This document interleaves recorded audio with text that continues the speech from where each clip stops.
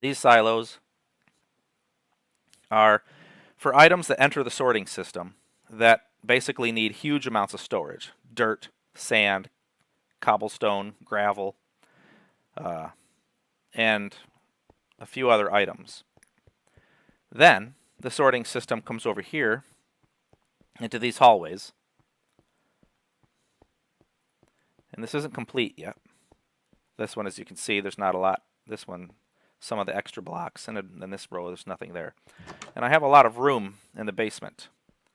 So you can see the sorting machines. These are standard overflow protected sorters. And I will be doing a video. I mean, there's a million videos out there to watch on how to build a sorter. This just happens to be one of the largest in Minecraft because everything I do has to be insane. But what I was actually working on at the exact moment was this is that I'm going to bring this up to build height, and it's going to go all the way down to bedrock. But I needed to get this beacon activated, and I hadn't built the wither yet to kill him. So that's one of the 500,000 unfinished. Whatever. It's one of the 500,000 unfinished projects around here. But so this is. I'm not going into depth on this because this is a whole entire video unto itself. The sorter line comes in from the bulk storage. Comes there, it's sorted. Come over here, it's sorted. Come over there, it gets sorted. So these are just giant overflow protected sorters. This one sorts spruce plank, spruce stairs. I have enough sorting once I finish this to sort every item in the game. There's only a little over 1,000 things in the game at the moment, so it's actually pretty easy to sort every item in the game. And I will, because why not? Go big or go home.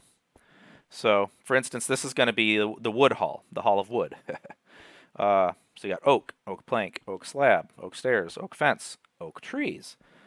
Was that birch all the way down? Acacia? Yeah, it's acacia. And then it's warped. That's the warped wood.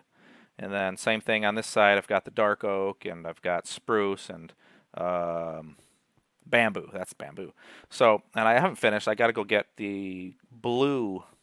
I got to get the other fungus wood and put it in here. And then there's room for another one as well. And then there's maintenance. You can get in behind it. You know, so obviously I have to come up here and I have to, you know, it's easy access. You can get around. I'll be putting carpet in and glowstone, and then you won't see these torches, and I'll decorate it. But I'm not there yet. But right now I just wanted to get this built, because having this built early game, if you want to call it that, is simply because that way, whenever I'm out and about collecting resources, I just run in, I turn here, and I run up to this chest. I just dump everything in. Okay, I don't need that stuff. It's gone. And it's going to go, and the bulk items get sorted first. And these bulk silos have indicators for percentage. And each indicator is 10,000. So there's 50,000 dirt in this silo, but there's a second silo. So I have capacity of 100,000 dirt in these because there's two silos. And I'll show that in a second. But everything, so, you know, it doesn't matter what it is. You know, I can, let's say and the best part about this is there's a catch. You know, if you, like, oops, I accidentally take my pickaxe and throw it in there. It's no big deal. I know exactly where it's going to be. And just to show you a little bit closer up, and this is another input. The reason that's right there is because I'll grab, you know, I'll grab these 64 sugarcane, and it starts filling up again. I can't stick the sugarcane back in. I'm like, well, I still have 11 sugarcane. Okay, no problem. I'll just grab that, toss it in right there. It'll get taken care of. It's not a big deal. So, gravel. So every time there's in observers, or not observers, but these are redstone lamps that just have a comparator, and that powers them. So some of the things are all the main blocks that I would likely get. You know, I get your andesite, dorite, what was it, granite. I got, what was we got in here? That's a cobblestone deep slate, and then just regular deep slate.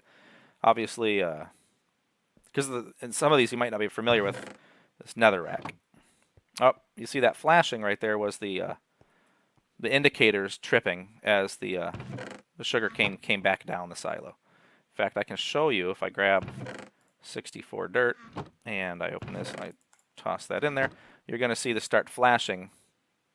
Maybe. It's got to go up an elevator and then come back down in a second. Yep, there you go. So what you're seeing there is the dirt dropping back into this silo. So that's kind of cool. You get a little indicator.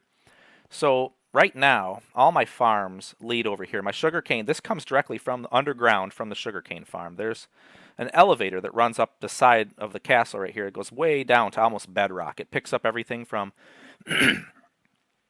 excuse me, it picks up everything from all the stuff in the mine underneath my world, down near the bedrock, my diamond mine, if you will. There's collection chests down there. I just throw the stuff in, and they get sent into this elevator, and then it starts this sorting loop that goes through the basement of my fortress. So I have endstone. No, I do not have a chest in the end that somehow gets here. I have to manually carry it in and throw it into this chest. But I'm working on it. I know you can actually fire objects through a portal. So I have it's something you can do, and I do have plans to build a field of hoppers and then actually fire items from the end through the not the end, but the nether, and have them like land in a sorter that then collects them. I think it's possible. I don't know if anyone's ever done it, but I'm working on it. So iron, this is coming from that little iron farm. This comes from that iron farm. And you'll see every time that golem dies, a few seconds later, you see this flash. Now, I'm actually getting close to being full. And then these are the stupid poppies that he drops. And then these I turn into a bone meal. And then this is cooked chicken from the chicken farm. But that doesn't come over here unless I run the chicken farm. And if you've seen that video, you know that I can only run that thing for about 10 seconds before it lags my computer out, because it produces a stack of 64 cooked chicken per second when it's running. So, in theory, if you ran it for 54 seconds, you would fill a chest. This entire chest in 54 seconds. So I don't run that because I don't have a powerful enough computer, to be honest. And this is where all the feathers from the chickens go. And then the sugarcane farm. So my big farms come over here. The silos over by the crop farm, the wheat, the carrots, the potatoes, they stay in those silos because those silos have a much larger capacity than even this room, and I don't need that stuff over here. I actually need that stuff where my village is going to be so that I can trade with the villagers. That's actually the point of that huge farm field over there, is giving me wheat, potatoes, and carrots to make bread, and just potatoes and carrots in general to trade with farmers for emeralds, because those are really good trades.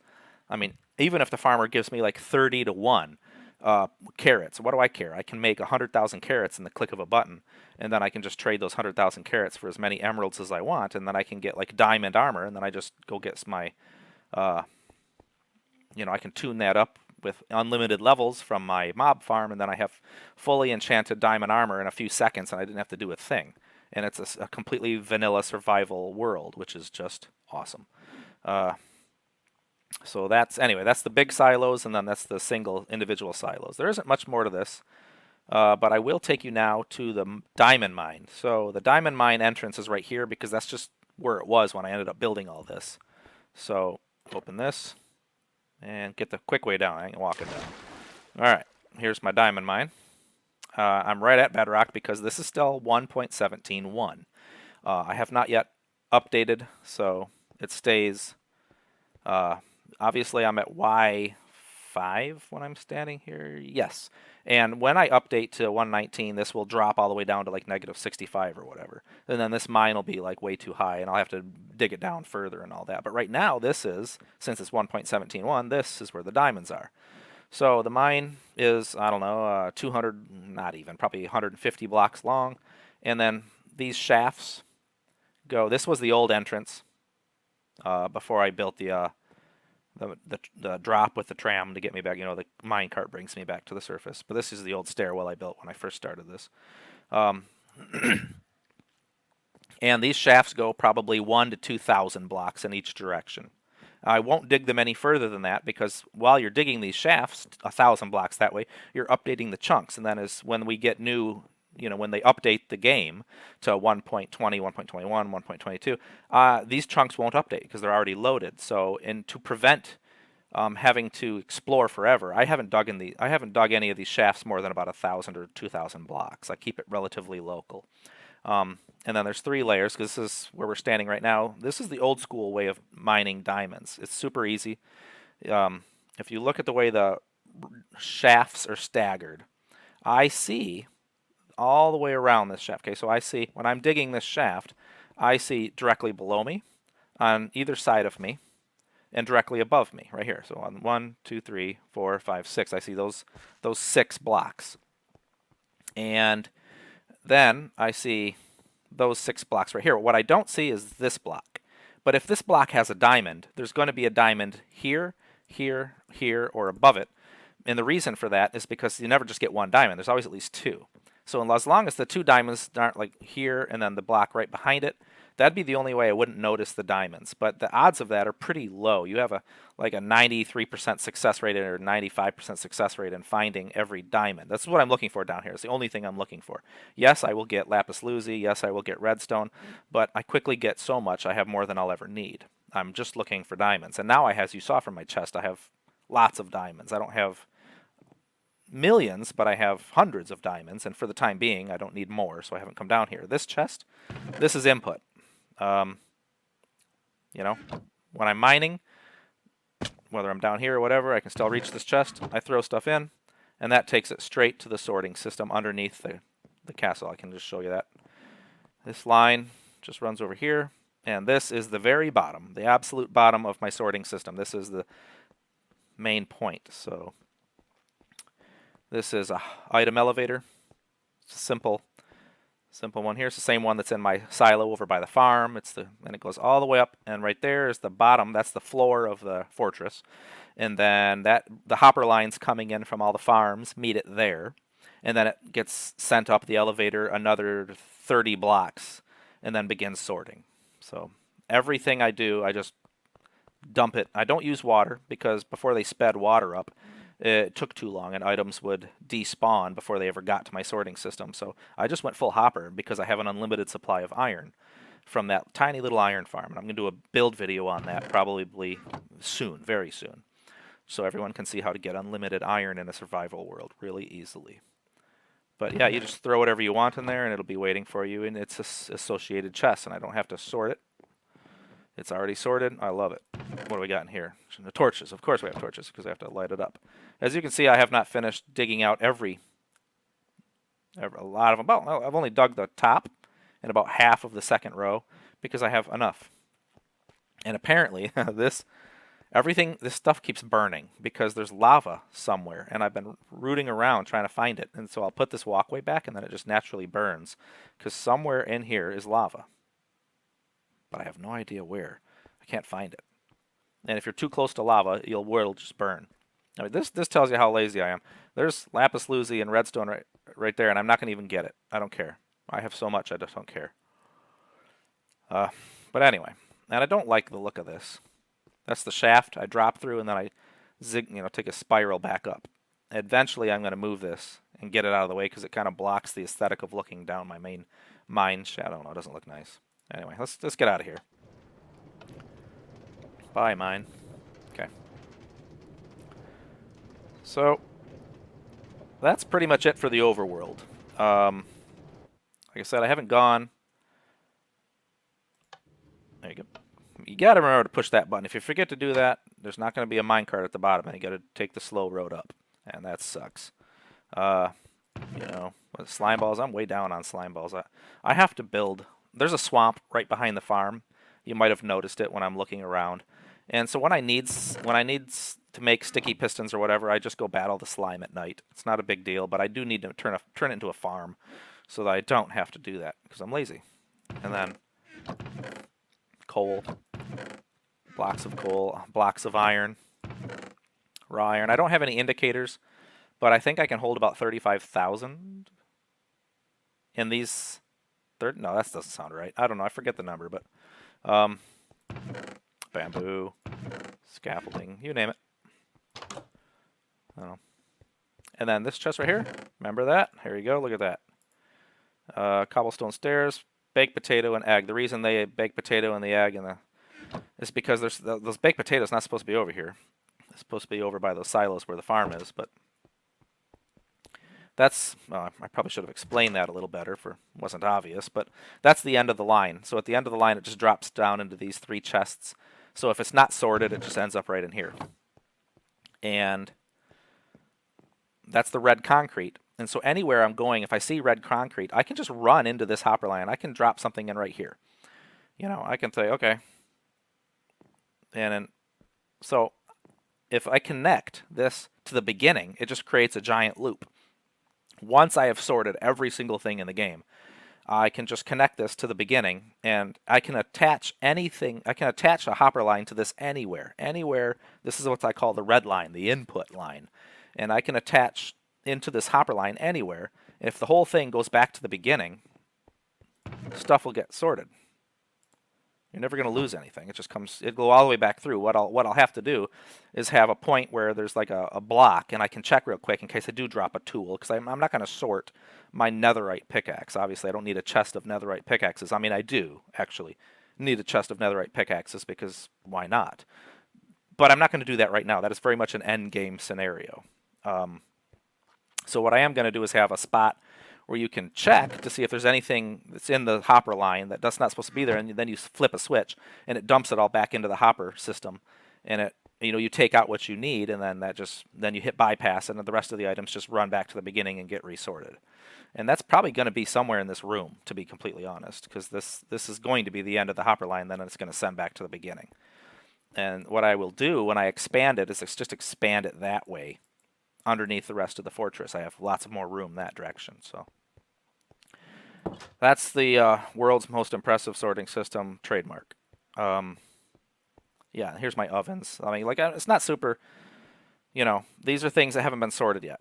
I haven't sorted these items. I haven't sorted green dye and leaves and this. A lot of this stuff, I'm not going to sort it. It's not going to come here. It's going to get sent up an elevator. It's going to get sorted, yes, and sent up an elevator to my enchantment room, where I have my my brewing stand, so I can brew stuff. So I'm not going to come down here to collect, you know, my my netherwort. No, the netherwort I get from my netherwort farm is going to be sent straight up to my brewing room, so I can just access. I'll be right in my brewing room, and I'll access my netherwort. Will be just sitting in a chest. You know, and that's the intent. When this whole system's built, you'll never need for anything. And if I'm in my brewing stand, if I'm at the brewing stand and I need netherwort from the netherwort farm, I will turn around and there'll be a switch on the wall, and I'll flip it. And what that'll do is send a signal to my netherwort farm to make netherwort and send me some netherwort, to harvest it and send it to me. And it'll be sorted and sent automatically to me. So I'm like, I'm doing something. I'm like, oh, I'm out of netherwort. Hang on a second. Flip. And then, boom, there's some netherwort. Great, grab it, and then just keep right on brewing. I don't have to move. I just have to stand there for a few seconds while it works its way through the sorting system. That is the goal of this system and these farms, to make the most automated Minecraft world anyone has ever seen. So that if you want to do something, you just flip a lever and it's at your fingertips. Because I am the world's laziest person, and I will go through any amount of effort to be lazy, if that makes sense. So that's the goal. Absolute goal of this world. So that is it. That's the overworld. There isn't. Let me make sure. Yeah, that's it. So now, time to take you to the Nether and the end, and show you some of that stuff.